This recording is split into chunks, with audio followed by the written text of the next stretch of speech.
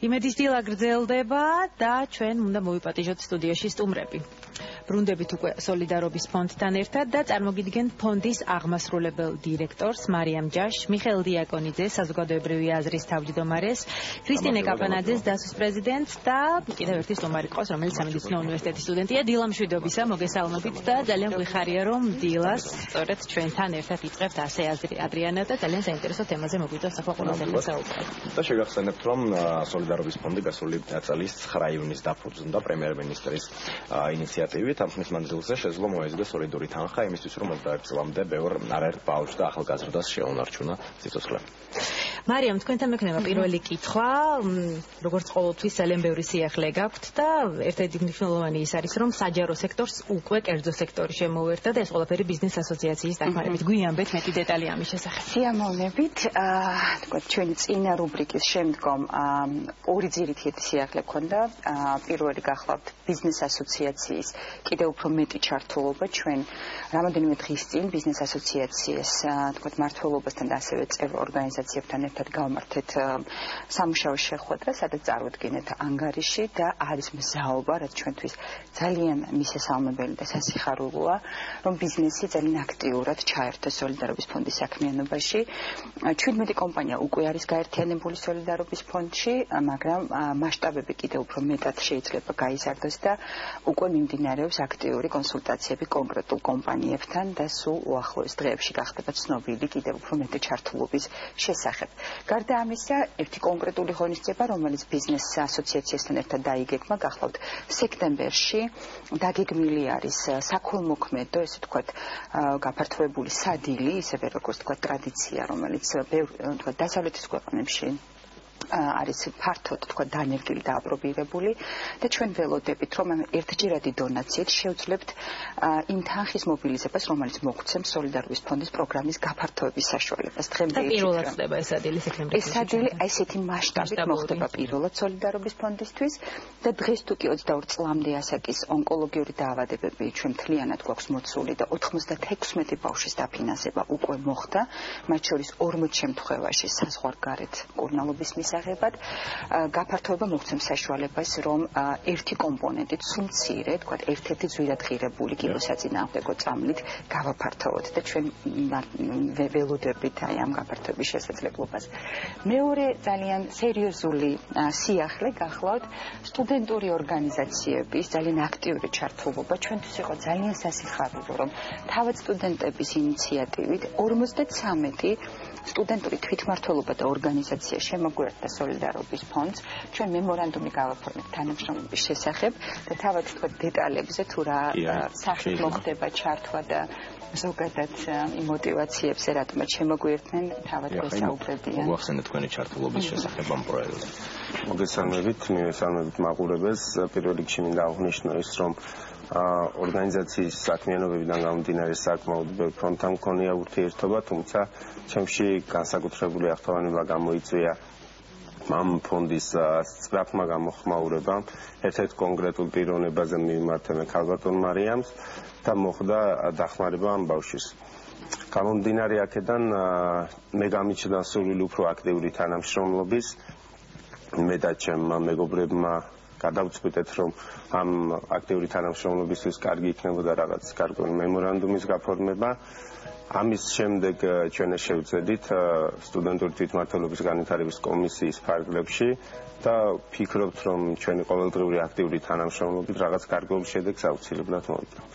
რა აღონისძიებების ჩატარებას გეგმავთ მეტი თანხის მოზიდვის მიზნით? პირველი მოგესალმებით პირველ რიგში. ჩვენ მოვიფიქრეთ ესეთი, გავწერეთ რაღაც გეგმა. პირველი რაც იქნება, ეს იქნება უნივერსიტეტებში სტუდენტებისგან მოხალისეთა ბაზის შექმნა და ზოგადად ამ მოხალისეობის ინსტიტუტის განვითარება, რისკინაც მიდის ახლა რეალურად ჩვენი ქვეყანა და მივესალმები ამას ძალიან. თან სამედიცინო უნივერსიტეტის ის როგორც სტუდენტები, ასე და აკადემიური პერსონალი ყოველთვის მზად არის ჩაერთოს სხვადასხვა სახის ღონისძიებებში და ძალიან ლოგიკურია ჩემი აზრით, იმიტომ რომ ჩვენ გვაქვს პირველი შეხება ყველაფერის წარმომადგენლებთან და ზუსტად იმ ადამიანებთან, რომელსაც ფონდი ეხმარება და ყველაზე კარგად სწორედ ჩვენთვის არის ცნობილი თუ რა პრობლემა იდგა ფონდის დაარსებამდე ზოგადად საზოგადოებაში. შემდეგ ამ მოხალისეთა ბაზის შექმნის შემდეგ უკვე ვემზადებით 9 ივნისისთვის, როგორც აღნიშნეთ, 1 წელი უსრულდება ფონდს და უკვე მიდის რაღაც კონკრეტულ ღონისძიებებზე და მასშტაბურ ღონისძიებებზე მუშაობა და ალბათ უახლოეს პერიოდში გეტყვით ამის შესახებ. ასევე სტუდენტური დღეები მიმდინარეობს ახლა სპორტის და ახალგაზრდობის სამინისტროს ეგიდით და მთლიანად ეს ღონისძიება მხარდამჭერი არის ფონდის და ამ ფარგლებშიც რა თქმა უნდა სხვადასხვა სიახლე დაიგეგმება და შემდეგ უკვე გახდება საზოგადოებისათვის ცნობილი უკვე სხვა უნივერსიტეტებიც თავის მხრივ ჩაერთვებიან რამდენად მე გახლავართ დასოს წარმომადგენელი ჩვენი უნივერსიტეტი გარდა იმისა რომ ზრუნავს მაღალხარისხიან განათლებაზე ჩვენ აქტიურად მოუწოდებთ სტუდენტებს სამოქალაქო აქტიურობაში რომ ჩაერთონ და შესაბამისად ჩვენ ამაყები ვართ და გვიხარია რომ ვგავართ ისეთი ფონდის გვერდზე როგორც არის ფონდის სოლიდარობა და საქართველოში არსებულმა ყველა უმაღლეს სასწავლებელმა გადავწყვიტეთ რომ დავდგეთ ერთად საყოველთაოდ არის აღიარებული რომ სტუდენტობაში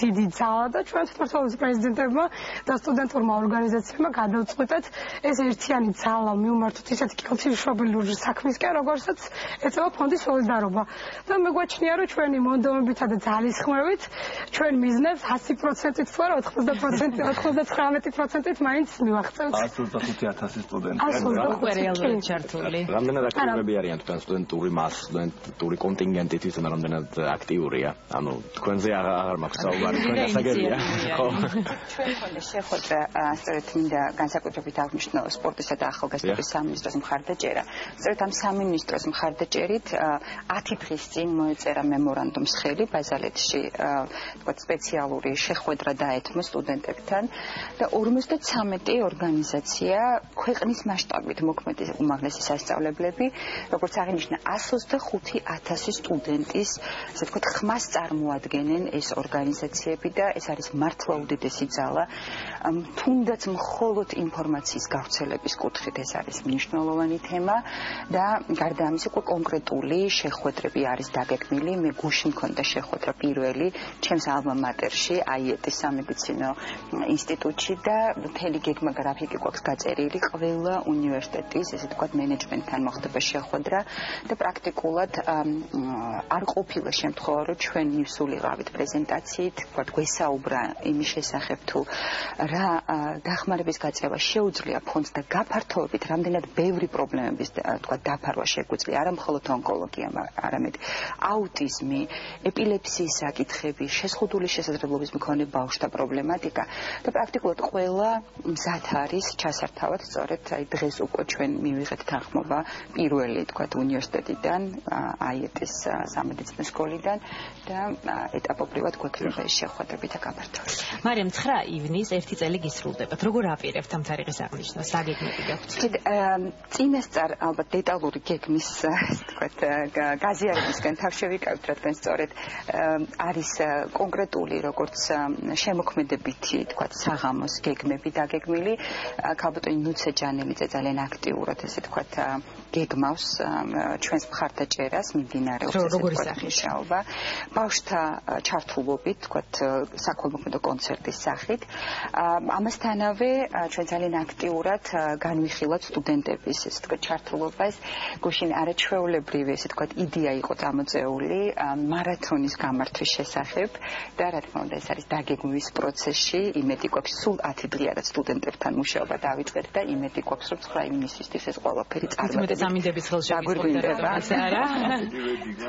მარათონს ავაგვირგვინებთ საერთო სტუდენტური კონცერტით. სტუდენტური ძალა ესე ვთქვათ მხარს დაუდგება და მხარდამჭერი იქნება ფონდისაც ვთვლი რომ ანუ ყველაზე მნიშვნელოვანი სტუდენტური სექტორი ყოველთვის მნიშვნელოვანია ქვეყნის ნამდვილად. გადამწყვეტი აქტიურობა ძალიან ძალად და ჩემთვის პირადად იყო ნამდვილად აი სასიამოვნო ვთქვათ სიახლე და მართლა მოულოდნელობა რომ თვითონ აი სტუდენტები დაგვიკავშირდნენ და თავისი ინიციატივით ჩაკურთნენ ფონდში და ყოველდღიურ რეჟიმში მოდის ზღვა თქვათ საინტერესო და რაღაც ინოვაციური თქვათ მიდგომებისა და მინდა თქვენი სახელით ყველას მადლობა გადავუხადო, ვინც ჩართულია და უჭერს. და ვინც მომავალში ჩაერთვება ბუნებრივია და მიმდინარე რომ სურვილების რაოდენობა ძალიან იქნება. სიკეთეს გადავდებთ ერთმანეთს. სიკეთე გადამდები, ალდევიზი და გემშვიდობები წარმატებებს გისურვებთ. ძალიან მადლობა წარმატებებს. და ჩვენს ეთერში უკვე ქრონიკის დროა.